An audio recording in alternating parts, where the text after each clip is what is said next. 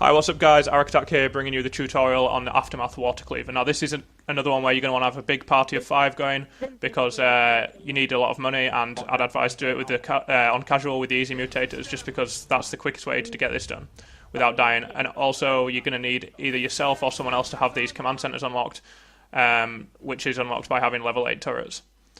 So this is the locations of the command centers and command posts. I've highlighted them in the annotations there. So you're going to need to buy all 4 of the command posts and all 4 of the command centers. So that's why we needed quite a bit of money. That's the first step, so you don't have to do that in any particular order, but obviously the command posts increase in price every single time you buy one, so you might need to pull your money together. These are the objects that I'm looking at now. These are the things over by this shrine area, this church door. They're the things that we're going to be looking out for later in the Easter egg. So at this point we're just buying the command post over at the archive side, and now I need to go up and buy the command center, which you don't need to upgrade past the initial sniper one. You don't need to get it to Hammer of Dawn or anything, so it will always just cost 1,000 unless you want to get more. Now I'm trying to buy the last command post over at the clock tower side, but I don't currently have enough, so I think I'm just going to give someone else some of my money so that we can pull our money together and buy this as quickly as possible. Yeah, right, so I think that's the last command post bought. And what I'm going to do is just go up to the top here where the command center is, and then that should be all of the requirements for the first stage complete. That's the 4 command posts and the 4 command centers. So now you can see that what was here before, the Carmine's helmet and the medals, the flowers, they've all disappeared. So they've gone from the shrine, and what we have to do is find them.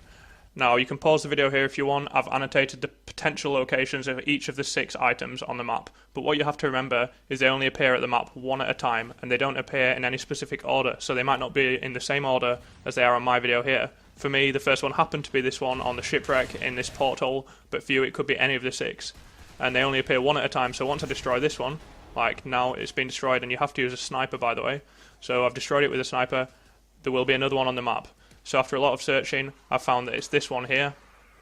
It's this kind of pink flower, and it's over by the statue spawn. But again, they don't necessarily follow the same order for you. So if you just look at the locations of where each one of these things is, and then you'll have to do a bit of exploring yourself. So the next one for me was this anvil plaque. Kind of by the first, it's kind of, you can see it from the same location. You could see that one on the shipwreck one, but it's to the right hand side. Then there's one over here by the archives. It's the medals, the Embry Star, I think, some war medals. So again, hit that with a snipe shot, and that one disappears. The next one for me was over here in Clock Tower by the command post. It's Carmine's helmet. It's being caught in those cogs there. So shoot that one with a snipe shot, and I think I've only got one left. And for me, the last one is the book, which appears in this middle section by grenades on this statue. So I've shot that with a snipe, and that's the 6 item shot. So now what I'm highlighting are the locations of the Leviathan tentacles, which you have to shoot. And there is some kind of time limit. I'm not sure whether it's when the wave ends, but once for me, we didn't shoot it in time, and they stopped appearing. So you do have to shoot these, and it makes a lot of sense to start over on the garden spawn side, because you can see 2 of them. One out the back there, and then one to the left of that one. They appear just over the top of the waterfalls. They kind of poke out and waggle around, and I did try sniping them, but it's much easier to just, especially if you've got active reload, just lance them down, or with your hammer burst or whatever rifle you have. So I've got those 2 over in the garden spawn, and now what you have to do is sprint over to the statue spawn.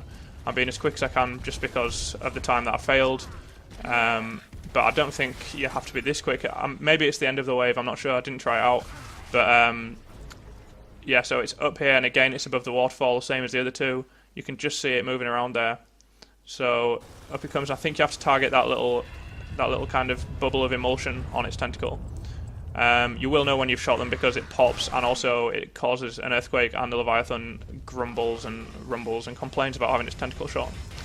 So then the last thing you want to do is you want to go over to this clock tower command post, and you'll see there's a little circle of emulsion that's appeared there over that precipice.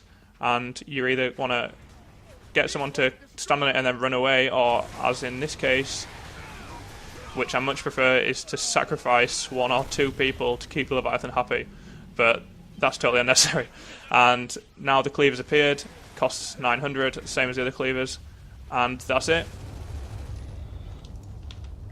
So you can see the kind of water effect coming out of my body. As with the other elemental cleavers, it has an effect that exudes from your character when they're holding it.